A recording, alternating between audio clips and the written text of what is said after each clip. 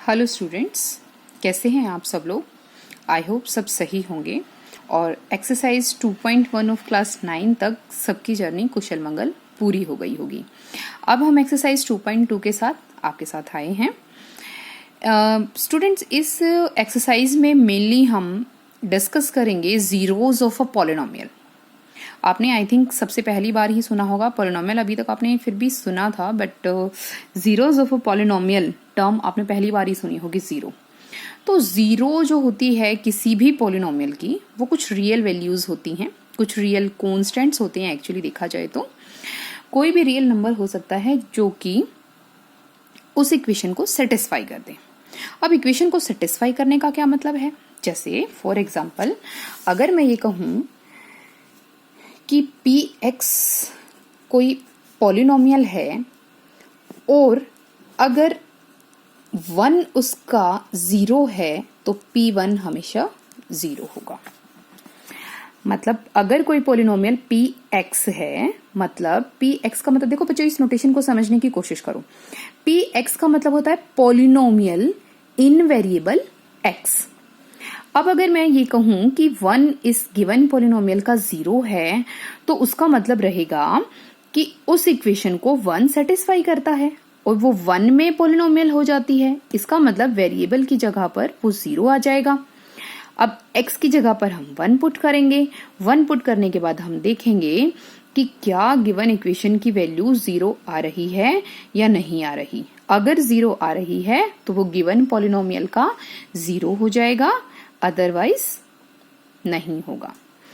Zeros को आगे जाके 11th क्लास में जब हम रियल नंबर्स के साथ साथ इमेजिनरी नंबर भी पढ़ना स्टार्ट करेंगे तो उस टाइम पे जाके इक्वेशंस के रूट बोला जाता है, बट यहाँ पर अब टर्म जीरो ही यूज करेंगे। जीरो सिंपल, जो जीरो की स्पेलिंग होती है वही वाला जीरो हमारा, but it doesn't mean zero. It doesn't mean zero, it means some real values which satisfies the polynomial, और सेटिस्फाई करके उसको क्या बनाएंगी, जीरो। ओके, ये बात में ये और ज्यादा क्लियर होगी जब 1 बाय 1 हम क्वेश्चंस करना स्टार्ट करेंगे।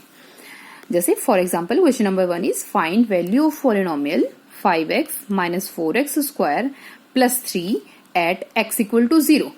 तो ये जो पॉलिनोमियल है गिवन पॉलिनोमियल, उसकी वैल्यू फाइंड आउट करनी है हमें कब, जब x की वैल्यू 0 होगी।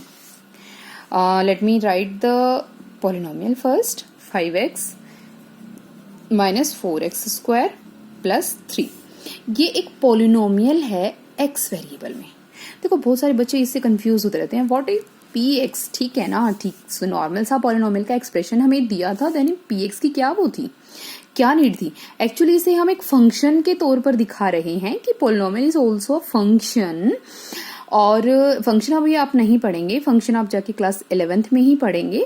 क्लास 11 से पहले फंक्शन का कोई भी रोल नहीं है 10th तक के मैथ्स में आपका। जब हम 11th के सिलेबस तक आएंगे तो तब हम इस चीज को पढ़ेंगे। फिलहाल के लिए आप इस नोटेशन को ये भी मान सकते हैं कि this is a polynomial in the variable x।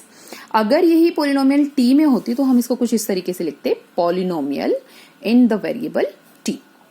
मतलब जो ब्रैकेट के अंदर लिखा जाता है वो वेरिएबल उस पॉलिनोमियल में प्रेजेंट होगा और p stands for the polynomial. क्योंकि हमारे गिवन जो पॉलिनोमियल है वो x में है तो हम उसे लिखेंगे px। नाउ और px equal to 5x minus 4x square plus 3। अब इन्होंने बोला x इक्वल टू 0, देन हमें आंख बंद करके मान लेना है कि x 0 ही है। अब हमें x को 0 ही मानना है, तो जहां जहां पॉलिनोमियल में x है वहां वहां पर हम 0 पुट करेंगे। तो देखो पॉलिनोमियल एक्चुअली क्या बन जाएगा।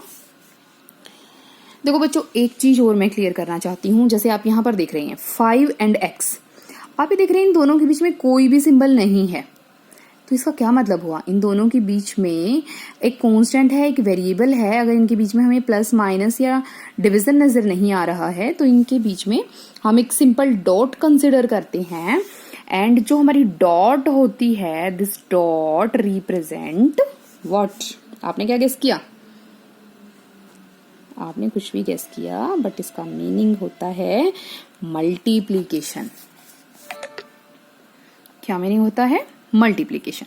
ओके, तो यहाँ पर ये 5 इंटू एक्स है, मतलब 5 मल्टीप्लाइड बाय एक्स है, minus 4 multiplied by x square है, प्लस 3 है।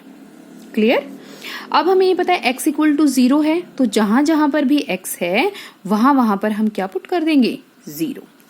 तो 5 मल्टीप्लाइड बाय 0, माइनस का निशान था तो माइनस का निशान, 4 मल्टीप्लाइड बाय 0 का स्क्वायर, क्योंकि x का स्क्वायर था तो हम 0 का स्क्वायर कर देंगे यहाँ पर, प्लस 3। अब इसको फर्दर सोल्व करेंगे। फर्दर सोल्व करते वक्त हमारा क्या आ जाएगा? 5 मल्टीप्लाइड बाय 0, 0।